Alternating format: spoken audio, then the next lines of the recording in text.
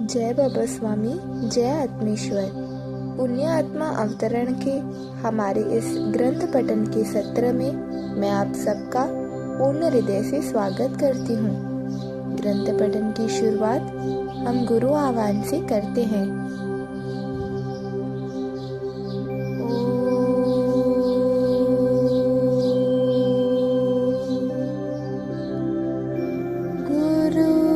गुरुर्ब्रह्मा गुरुर्विष्णु गुरुर्देवो महेश्वरा गुरुर्साक्षात् परब्रह्मा तस्मै श्री गुरवे नमः। तस्मै श्री गुरवे नमः। तस्मै श्री गुरवे नमः। ग्रंथ पठन की शुरुआत करते हैं। एक बार लगा शायद चंद्रमा का प्रकाश हो, लेकिन नहीं, वह कुछ और ही था। ऐसा अनुभव मैंने अपने जीवन में कभी नहीं किया था। मेरे शरीर पर रोम रोम खड़े हो गए, मानो वे भी सहज व जागृत हो गए हो, और मेरी आंखें कब बंद हो गई मुझे पता ही नहीं चला। मेरा ध्यान लग गया और जब होश आया तो शब्द कान पर आए, उठो बच्चे, आंखें खोलो। मैं आ गया हूँ और देखा कि मेरे तालू भाग पर किसी ने हाथ से हल्का स्पर्श किया, लेकिन सारे शरीर में सिरहन दौड़ गई और तालू पर तो मानो बर्फ का टुकड़ा ही रख दिया हो, इतना ठंडा उनका हाथ था। मैंने धीरे धीरे आंखें खोली तो गुरुदेव ने कहा, मैं ही श्रीनाथ बाबा हूँ, जागो। मैंने देखा सामने एक अतिवृद्ध तपस्वी खड़े थे। लंबा लेकिन दुबला सा शरीर था। काफी तपस्या उन्होंने की थी, जिसका प्रभाव उनके शरीर पर साफ नजर आ रहा था। सारे शरीर पर झुर्रियां ही झुर्रियां थी। उनके हाथ भी कांप रहे थे, लेकिन चेहरे पर एक दिव्य आभा थी। वे काफी बड़ी उम्र के लग रहे थे। मैंने साष्टांग दंडवत प्रणाम किया। गुरुदेव ने मुझे उठाया और हंसते हुए कहा, ब्रह्मपुत्र में खूब डुबकियां लगानी पड़ी ना मेरे तक पहुंचने में। चलो मेरी कुटीर में चलो। मैं जान गया, ये चित्त शक्ति से जान गए थे मैंने कैसे यात्रा की थी। मैं उनके साथ हो लिया। बड़ी वीरान जगह थी। उनके साथ कितना चला कुछ मालूम नहीं, लेकिन अंधेरा होने से पहले हम उनकी कुटिया में पहुंच चुके थे। उन्होंने कुछ फल खाने को दिए और कुटिया के बाहर की तरफ एक और छोटी कुटीर थी, जिसमें कुछ फल फूल रखे थे। वहां पर मुझे आराम करने के लिए कहा। उन्होंने कहा, तुम काफी थक गए होंगे, सो जाओ, विश्राम करो, कल सुबह बात करेंगे। मैं इतना थक गया था कि मुझे नींद कब लग गई पता ही नहीं चला। सुबह जब नींद खुली तो मैं उठकर बैठ गया। थोड़ी देर तक तो यह समझ में नहीं आ रहा था मैं कहाँ हूँ और किसके साथ हूँ, किस आश्रम में हूँ। फिर धीरे धीरे याद आया, गुरुदेव ने मुझे नाव में बिठाया था। मैं ब्रह्मपुत्र नदी के किनारे पर पहुँचा था। वहाँ श्रीनाथ बाबा मिले थे। वे मुझे अपनी कुटीर में ले आए थे। हाँ, यानी मैं काफी लंबा सफर करके आया था। मैं अब उनकी कुटीर में हूँ। थोड़ी देर बाद मैं कुटीर के बाहर आकर बैठ गया। आसपास देखा तो बड़ा घना जंगल था। थोड़ी ऊंची पहाड़ी नुमा जगह थी। यह जगह ब्रह्मपुत्र नदी के बीचों बीच ही थी और इस टापू पर शायद गुरुदेव अकेले ही रहते थे, क्योंकि वहाँ और कोई दिख ही नहीं रहा था। थोड़ी देर बाद देखा तो गुरुदेव नदी से नहाकर आ रहे थे। मैंने उन्हें देखा और नमस्कार किया। उन्होंने कहा, जाओ स्नान करके आओ। मैंने मेरी लुंगी को देखा जो रात भर में सूख गई थी। मेरा झोला भी सूख गया था और अन्य कपड़े भी रात भर में सूख गए थे। वह लुंगी ही मेरा तौलिया थी। वह मैं लेकर नदी में चला गया। नीचे नदी किनारे था, जो अधिक गहरा नहीं था। उस स्थान के पास बहुत बड़े बड़े पत्थर पड़े थे। उससे नदी का प्रवाह थोड़ा धीमा होकर आ रहा था। मेरी नाव अभी भी बंधी पड़ी थी। मैंने बड़े अपनेपन से नाव को देखा। वह सफर में मेरी साथी थी। बाद में ब्रह्मपुत्र नदी में स्नान किया। इस ब्रह्मपुत्र नदी को क्यों पुल्लिंग नदी कहते हैं, उसका एहसास हो रहा था। बहुत बड़ा समुद्र में के समान उसका पात्र था। मैं स्नान करके थोड़ी देर एक बड़े पत्थर पर बैठा रहा। वहाँ एक एक झाड़ पर, एक एक पत्थर पर गुरुदेव के चैतन्य का प्रभाव साफ साफ दिखाई दे रहा था। मैं वापस कुटीर गया। गुरुदेव ने कहा, थोड़े फल आदि खा लो, बाद में बातें करते हैं। थोड़ा फलहार किया। बाद में गुरुदेव ने कहा, मेरा नाम श्रीनाथ बाबा है। मैं इस टापू पर अकेला ही रहता हूँ और सालों से यहीं पर तपस्या कर रहा हूँ। यहाँ पर आने वाले तुम पहले ही व्यक्ति हो। यहाँ पर आज तक कोई नहीं आ पाया है, क्योंकि मैं नहीं चाहता कि यहाँ कोई आए। इसीलिए यह सारा टापू किसी को दिखता ही नहीं है। इसीलिए इस टापू पर किसी के आने का सवाल ही नहीं है। तुम्हें भी मैं स्वयं ही लेकर आया हूँ। मैंने ही तुम्हारी नाव को सही दिशा देकर यहाँ तक पहुँचाया है। तुम्हें यहाँ लाने का एक उद्देश्य है। मैंने बड़ी विनम्रता से गुरुदेव को कहा, मैं अपने आप को आपके चरणों में समर्पित कर रहा हूँ। इस शरीर का जो भी उपयोग आपके उद्देश्य में हो सकता है कीजिए। आपके किसी कार्य में सहयोग करने का अवसर मिल रहा है, यह मेरा सौभाग्य ही है। उन्होंने आगे गंभीरता से कहा, प्रकृति का अपना एक चक्र है और इसी प्रकृति के चक्र के तहत हमारा जन्म होता है और इसी चक्र के तहत शरीर को मृत्यु प्राप्त होती है। प्रकृति के इस चक्र का सम्मान प्रत्येक आत्मा को करना ही चाहिए और इसी चक्र का सम्मान मैं भी करना चाहता हूँ। मैं देह त्याग करना चाहता हूँ और मेरे देह त्याग करने के बाद इस देह का अंतिम संस्कार तुम्हारे हाथों से ही हो, यही मेरी अंतिम इच्छा है। मैं चाहता हूँ मेरे समाधिस्थ होने के बाद मेरा दाह संस्कार तुम्हारे हाथों से ही हो, ताकि मुझे मोक्ष प्राप्त हो सके। दाह संस्कार करने का कर्तव्य पुत्र का ही तो होता है। मेरा कोई पुत्र नहीं है।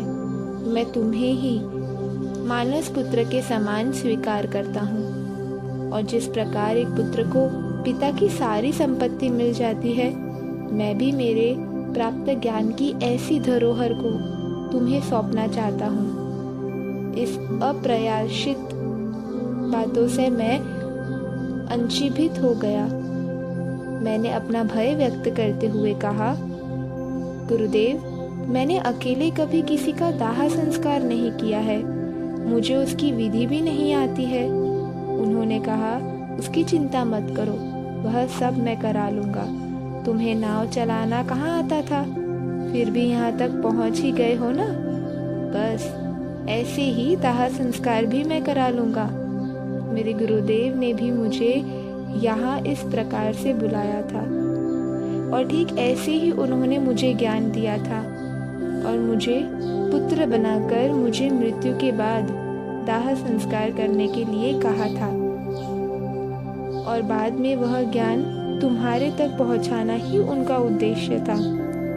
मैं तो मेरे गुरु का एक माध्यम मात्र हूँ। यह आत्मज्ञान का क्षेत्र बहुत विशाल है। इसके लिए एक जन्म कम पड़ता है। एक जन्म में इसे प्राप्त नहीं किया जा सकता है और अगर एक जन्म में मिला तो गुरु की कृपा में ही होगा। लेकिन केवल गुरु कृपा में पाना एक अलग बात है और उसे पाने के लिए सुपात्र होना एक अलग स्थिति है। मनुष्य कर्म के बंधन में बंधा रहता है। यह कर्म भाव शरीर से जुड़ा होता है। सदैव देना गुरु का स्वभाव है। इस पवित्र ब्रह्मपुत्र जैसा स्वभाव गुरु का होता है। वे जो आएगा उसे देंगे।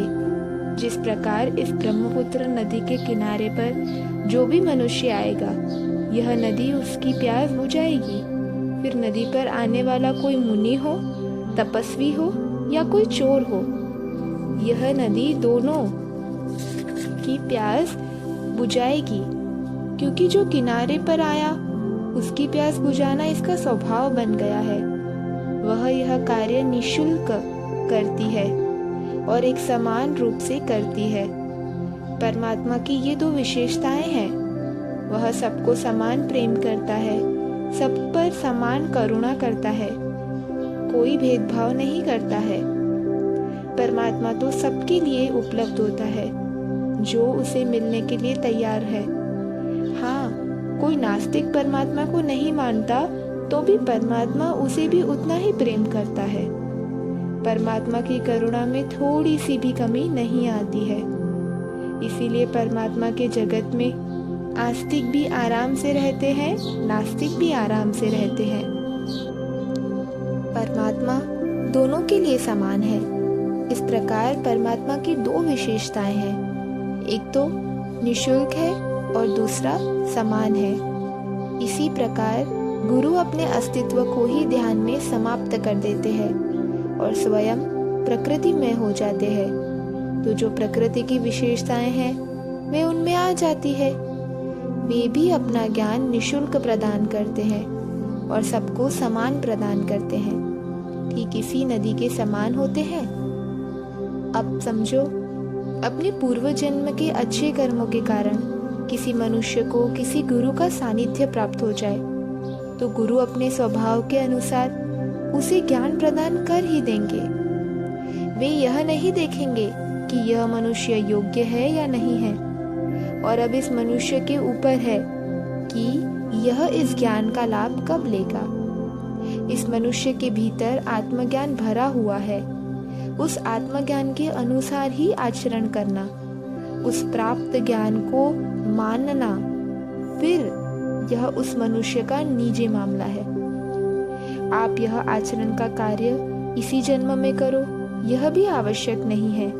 हो सकता है इस आत्मज्ञान के अनुसार आचरण मनुष्य अपने अगले जन्म में करे या उसके अगले जन्म में करे, क्योंकि मैं का अस्तित्व प्रत्येक मनुष्य का निजी मामला है।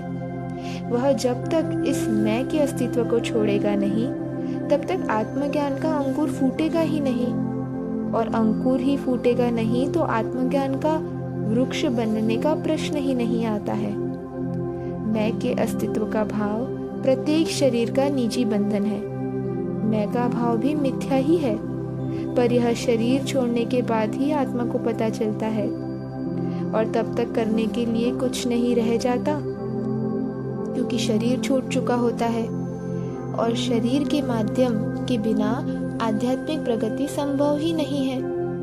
यानी अगर कोई मनुष्य शरीर छोड़ने के पूर्व शरीर के भाव को छोड़ दे तभी बात बन सकती है, और यह संभव नहीं हो पाता है। और इसीलिए गुरु सानिध्य मिलने के बावजूद भी, गुरु कृपा में आत्मज्ञान मिलने के बावजूद भी मनुष्य कई जन्मों में भटकते रहता है।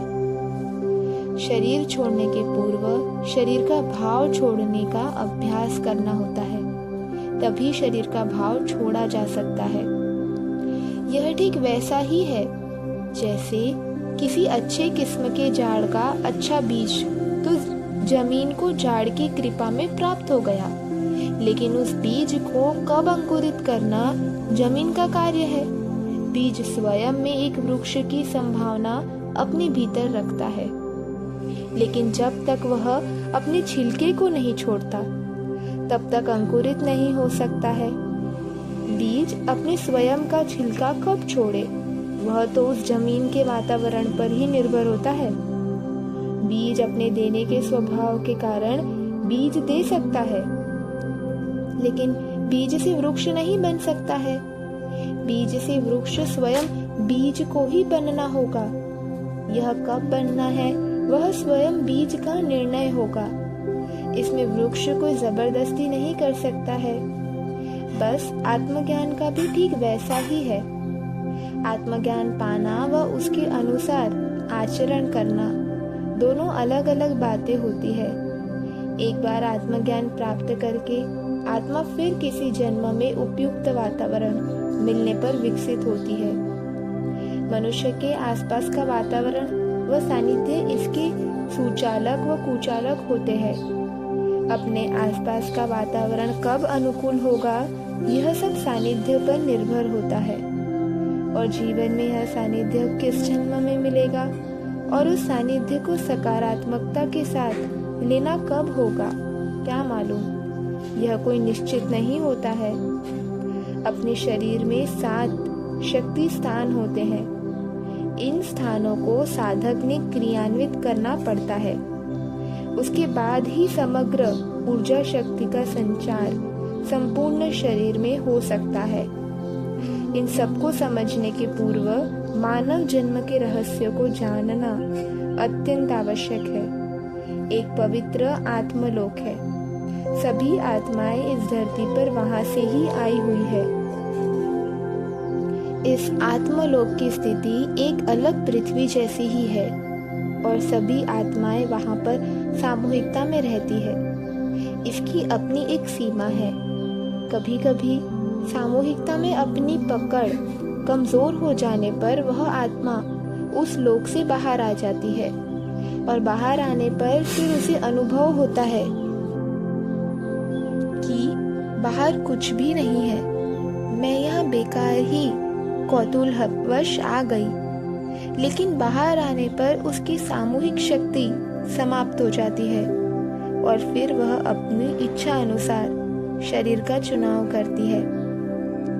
प्रत्येक शरीर की बनावट, चक्रों की स्थिति से उस शरीर की कार्य क्षमता जानी जा सकती है।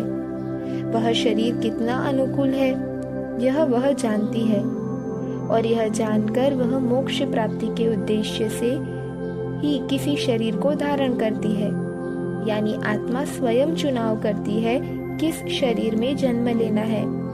माँ और पिता जब सहवास करते हैं तब उनका जो आभामंडल होता है वे उनकी जो वैचारिक मानसिक स्थिति रहती है उसके अनुसार निर्मित होता है। अगर वे केवल वासना की दृष्टि से पास आए हैं तो आभामंडल शारीरिक स्तर का होगा। अगर किसी आत्मिक दृष्टि के भाव से आए हैं तो आत्मिक स्तर का होगा और अगर किसी आध्यात्मिक पुण्य आत्मा को आमंत्रित करने की दृष्टि से आए हैं तो वह आभामंडल बड़े उच्च स्तर का होगा। तो उनके आभामंडल का प्रभाव उनके सहवास पर होता है और उस प्रभाव से ही गर्भधारणा होगा और जिस स्तर की गर्भधारणा होती है उसी स्तर के बच्चे का पिंड तैयार होगा और जिस तरह का पिंड तैयार होगा उसी स्तर की आत्मा का आगमन उस शरीर में होगा। इसी कारण से एक ही माता पिता के 2 बेटे अच्छे व बुरे होते हैं। दोनों में जमीन आसमान का अंतर होने का यही एकमात्र कारण होता है। फिर आत्मा उस बालक के शरीर के माध्यम से जन्म लेती है और जन्म लेने के बाद फिर कैसी संगत मिलती है उस पर भी काफी निर्भर करता है। कई बार आत्मा जन्म लेने के बाद जन्म लेने का उद्देश्य ही भूल जाती है और जीवन की समाप्ति पर, शरीर छोड़ने पर उसे अपने जीवन का उद्देश्य पता चलता है, लेकिन तब तक बहुत देर हो चुकी होती है। प्रत्येक जन्म के समय आत्मा उत्क्रांति की ओर अग्रसर होती है। उत्क्रांति भौतिक, शारीरिक, मानसिक सभी स्तरों पर होती रहती है। इसी उत्क्रांति के दौरों में आत्मा को किसी जन्म में आत्मज्ञान मिलता है। आत्मज्ञान मिलना और आत्मज्ञान को समझना, आत्मज्ञान को आत्मसात करना, यह जन्मों जन्मों के तहत होता है। यह एक जन्म में होने वाली घटना नहीं है। इसके लिए मनुष्य को अनेक जन्म लेने पड़ते हैं। मनुष्य के प्रत्येक जन्म में उसके साथ एक और ऊर्जा शक्ति जुड़ती है। इसका नाम है कुंडलिनी शक्ति। इसमें आत्मा के प्रत्येक जन्म का लेखा जोखा होता है और इसके अनुसार ही आत्मा प्रत्येक जन्म में उत्क्रांति की ओर अग्रसर होती रहती है। यह कुंडलिनी शक्ति प्रत्येक जन्म में आत्मा के साथ शरीर में आती है और मृत्यु के समय शरीर से जाती है। यही वह शक्ति है जिसके सहारे आत्मा अपनी आत्मिक प्रगति कर सकती है। शरीर आत्मा का साधन है, उसके बिना आत्मा मोक्ष प्राप्त नहीं कर सकती है। हम शरीर को हाड़ मांस का पुतला कहे या शरीर का महत्व कितना भी कम जाने, पर वास्तविकता यही है कि इस नश्वर शरीर के बिना मोक्ष प्राप्ति संभव ही नहीं है। मानव शरीर को किसी भी दृष्टि से कम आंकना हमारी भूल है। शरीर प्रत्येक आत्मा का वाहन होता है। बिना वाहन के हम ही हमारी यात्रा को युगों युगों की यात्रा बना लेंगे। कई ऐसी मृत आत्माएं हैं जो शरीर न होने के कारण सैकड़ों सालों से पिशाच योनि में भटक रही है, क्योंकि जब वे शरीर में थी तब शरीर का सही उपयोग नहीं किया और अब शरीर के बिना वे भटक रही हैं। अब जब तक कोई शरीरधारी महात्मा उनके लिए मोक्ष की प्रार्थना नहीं करता, ये भटकती रहेंगी। इसीलिए आत्मज्ञान प्राप्ति की इच्छा से तुम मेरे पास आ सके हो तो पहला पाठ यह है कि शरीर के महत्व को समझो और शरीर के जीवन को समझो। ऐसे तो मनुष्य जीवन काफी बड़ा लगता है, लेकिन मनुष्य अपने जीवन का अधिकतम समय सोने में गवा देता है और बाकी समय व्यर्थ के कार्यों में गवा देता है। अपने आप को छोड़कर सबको जानने की कोशिश करता है, लेकिन वह यह नहीं जानता कि इसमें जीवन उसका ही समाप्त हो रहा है। मनुष्य जीवन का एक एक पल महत्वपूर्ण है। नकारात्मकता के साथ जीना उसका स्वभाव है।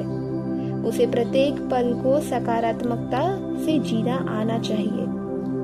समय काफी हो गया था, हमने हमारी चर्चा वही समाप्त की। आसमान में इस ब्रह्मपुत्र नदी का बड़ा महत्व है। आसामी साहित्य में भी, कविताओं में, कहानियों में इस नदी का उल्लेख मिलता है। यह नदी इतनी विशाल होगी ऐसा मैंने कभी सोचा भी नहीं था। प्रातः जब नदी पर स्नान करने जाता था तब वहां रखे बड़े बड़े पत्थरों पर बैठता था। घंटों बीत जाने के बाद भी समय का पता नहीं चलता था। मुझे रहते रहते इस नदी से लगाव सा हो गया था। इस नदी की विशेषता थी इसका प्रवाह। इसका प्रवाह कभी एक जैसा स्थिर नहीं होता था, सदैव तेज रहता था और बदलता रहता था। पानी स्वच्छ और एकदम बर्फ के समान ठंडा होता था। आसपास का वातावरण भी काफी ठंडा था। इस नदी का पाट इतना बड़ा था कि दूसरा किनारा दिखता ही नहीं था। इतना विशाल पाट होने के बावजूद भी बहाव काफी तेज था। मैं नहाकर वापस गुरुदेव की कुटीर में चला गया। गुरुदेव की कोई निश्चित दिनचर्या नहीं थी। कभी कभी तो ध्यान ही करते रहते थे, कभी कभी बातें ही करते रहते थे। आज जब मैं पहुंचा तो गुरुदेव अपनी कुटीर में ही ध्यान कर रहे थे। मैं उन्हें देख रहा था। केले के सूखे पत्ते कमर पर बांध रखे थे। शरीर पर और कोई वस्त्र नहीं था। काया कृश और कमजोर लग रही थी। एक एक हड्डी नजर आ रही थी। मुद्रा एकदम शांत थी। इस बड़े शरीर के पीछे उनकी शक्तियां विद्यमान थी, जिन शक्तियों को पाने में ही इस शरीर ने अपनी ऐसी जर्जर अवस्था कर ली थी। इस कमजोर शरीर के पीछे एक शक्तिशाली आभा मंडल था। मैंने जब उनकी कमजोर काया के पीछे झांकने का प्रयास किया तो एक शक्तिशाली प्रकाश का अनुभव हुआ।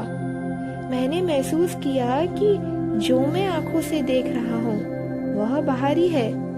अंदर तक देखने के लिए भीतर की आंख चाहिए। अचानक मैंने देखा उनके तालु भाग से अग्नि के समान सुनहरा प्रकाश निकलने लगा और धीरे धीरे बढ़ता ही गया। फिर वह उनके तालु भाग से निकलकर मेरे तालु भाग पर गिरने लगा। उस क्षण मुझे लगा मानो अमृत बरस रहा है। इस प्रकार प्रथम बार मैंने अपने जीवन में अमृत का अनुभव किया। गुरुदेव के शब्द आकाशवाणी के समान स्पष्ट रूप से सुनाई देने लग गए। आध्यात्मिक प्रगति के क्षेत्र में पवित्र चित्त का बड़ा महत्व होता है। कोई भी बुरा नकारात्मक विचार चित्त को अपवित्र कर सकता है। एक पवित्र चित्त एक पवित्र शरीर में ही वास करता है। कमजोर शरीर चित्त को भी कमजोर करता है। चित्त का संबंध मूलाधार चक्र के साथ होता है। मूलाधार चक्र का स्थान शरीर में मूत्र द्वार व मलद्वार के बीच होता है। इस स्थान से शरीर में आए बुरे विचारों की ऊर्जा पृथ्वी तत्व से थोड़ी थोड़ी करके छोड़ी जा सकती है। इस चक्र का कार्य शरीर में निर्मित विजातीय तत्वों को बाहर निकालना होता है। इस चक्र का शरीर के विसर्जन संस्थान पर नियंत्रण होता है। यह चक्र शरीर का मलमूत्र और विचारों का मल भी बाहर फेंकने का कार्य करता है। यह चक्र शरीर व चित्त का शुद्धिकरण की क्रिया करता है। यह एक शक्ति स्थान है। शरीर में कोई भी नई ऊर्जा ग्रहण करने के पूर्व शरीर का शुद्धिकरण अत्यंत आवश्यक है। 7 साल की सतत साधना के बाद यह चक्र शुद्ध होता है। मुझे एक एक चक्र पर 7-7 साल तक साधना करनी पड़ी है। मेरे जीवन के 49 साल केवल चक्र शुद्धि करने में ही लग गए। यह सामान्य आदमी का कार्य नहीं है। जिसमें लगन हो और आध्यात्मिक प्रगति यही जीवन का एकमात्र उद्देश्य हो, वही इस साधना में सफलता पा सकता है। गुरुदेव बता रहे थे और मेरे मूलाधार चक्र में मुझे कुछ स्पंदन सा महसूस होने लग गया। अचानक लगा कि मेरे शरीर का तापमान बढ़ गया है। मैं उठा था और उठकर बैठा था और मुझे आभास हुआ कि मैं अंगारों पर बैठा हूँ। इतनी गर्मी हो रही थी, लेकिन उठने की भी इच्छा नहीं हो रही थी। बड़ी विचित्र स्थिति थी।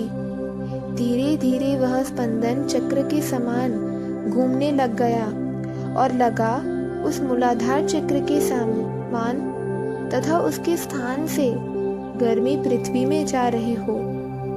और फिर मुझे भी ध्यान लग गया। जब ध्यान से उठा तो देखा काफी समय हो गया था। गुरुदेव आग जलाने के लिए कुछ लकड़ियां लगा रहे थे। मैं भी उन्हें मदद करने लग गया। गुरुदेव ने कहना प्रारंभ किया, मेरे भीतर सतत साधना से कई अज्ञात देव शक्तियां विकसित हो गई हैं। अब मैं बूढ़ा हो गया हूँ और ये प्राप्त शक्तियां मेरे कुछ काम की नहीं है। मैंने मेरे जीवन का उद्देश्य प्राप्त कर लिया है और साधना के कार्यकाल में ये भीतर की शक्तियां विकसित हो गई है। हमारे शरीर में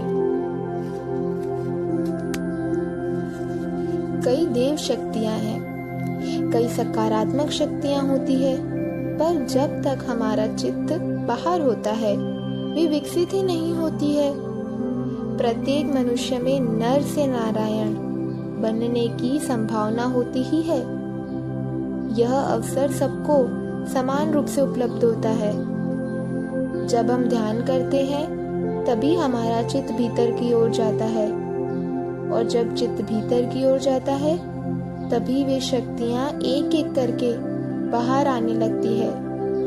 उन सब शक्तियों को विकसित करने के लिए एक जन्म कम मालूम होता है। यह तो आध्यात्मिक उत्क्रांति की प्रक्रिया होती है। सब धीरे धीरे होता है। जय बाबा स्वामी, जय आत्मेश्वर।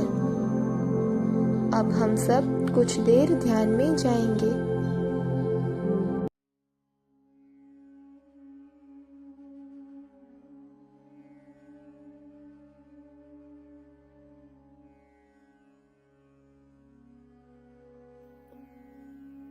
सभी पुण्यात्माओं को मेरा नमस्कार।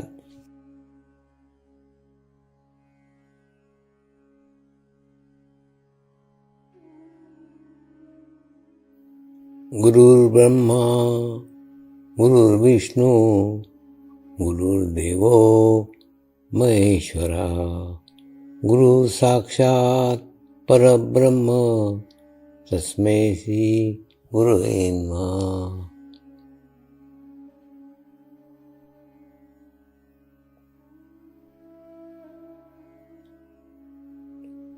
ध्यान की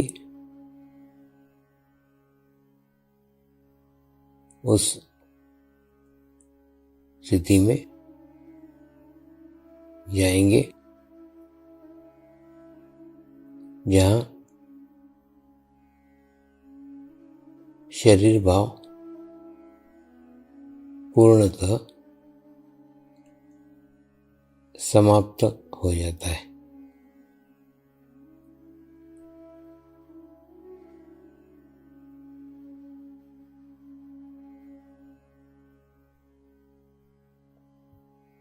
अपने पूरे शरीर को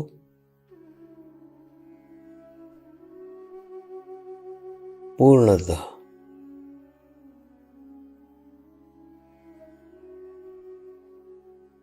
शिथिल छोड़ देंगे, एकदम रिलैक्स हो जाइए।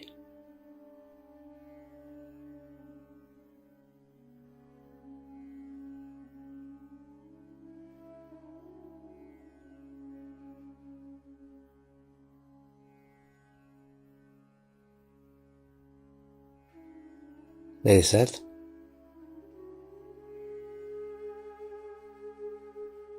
मंत्र का उच्चारण करेंगे।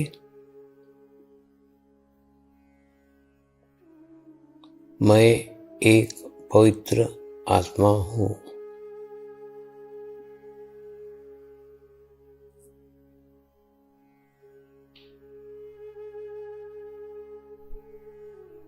मैं एक शुद्ध आत्मा हूँ।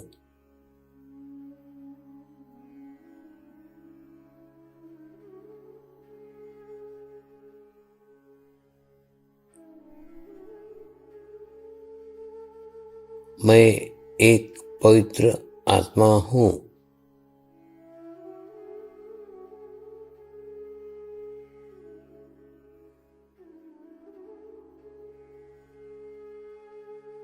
मैं एक शुद्ध आत्मा हूँ।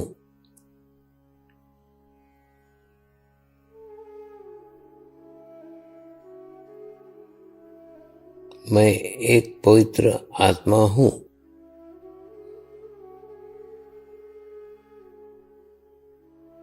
मैं एक शुद्ध आत्मा हूँ।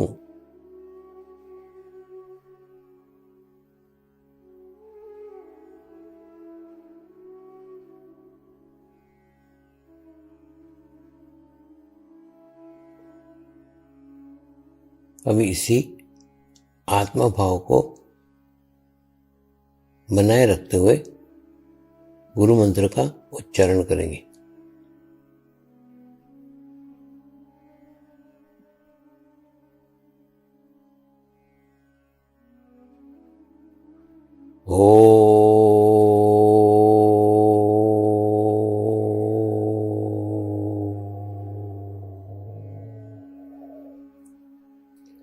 श्री शिवकृपानंद स्वामी नमो नमः।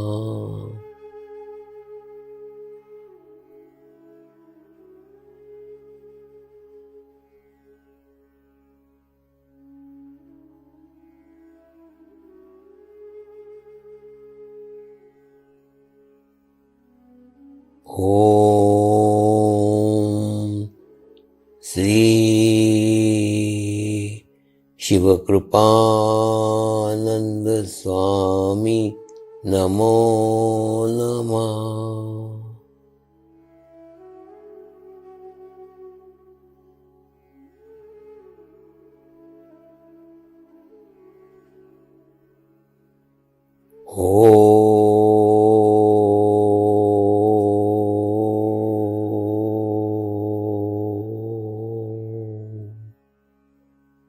श्री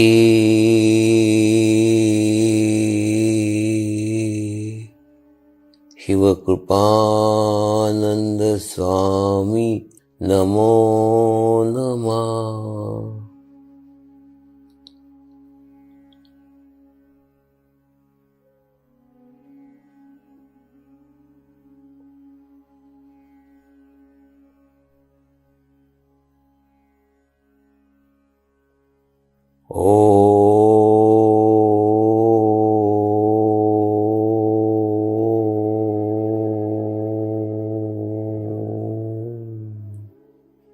श्री शिवकृपानंद स्वामी नमो नमः।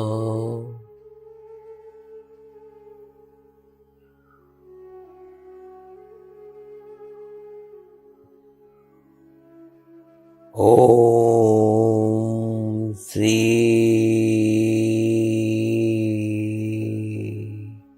शिवकृपानंद स्वामी नमो नमः।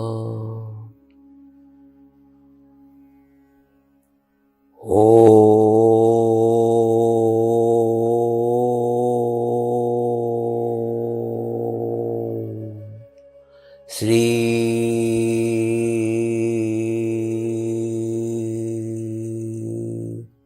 शिवकृपानंद स्वामी नमो नमः।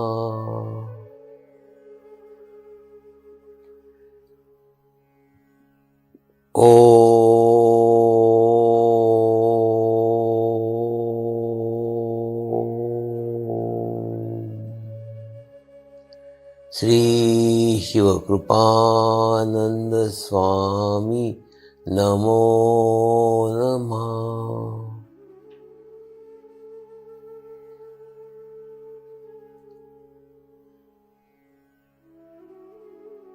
ओम श्री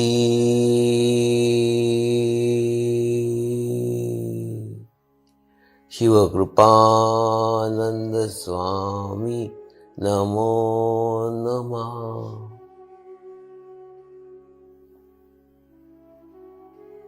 ओम श्री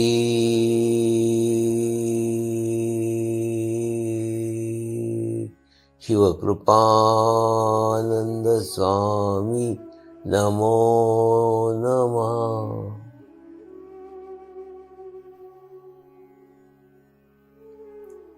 अब आप अपना चित्त सहस्त्रार पर रख के थोड़ी देर के लिए ध्यान में जाएंगे।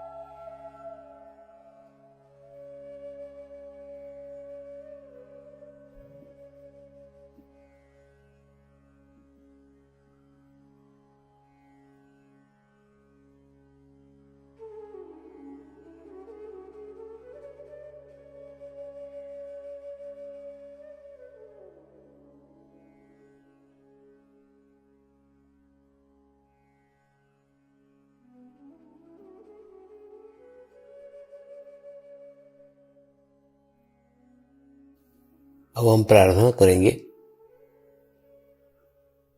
सभी आत्माओं की आत्म उन्नति हो, आध्यात्मिक प्रगति हो। यही हमारी प्रभु से प्रार्थना है। नमस्कार। जय आत्मेश्वर।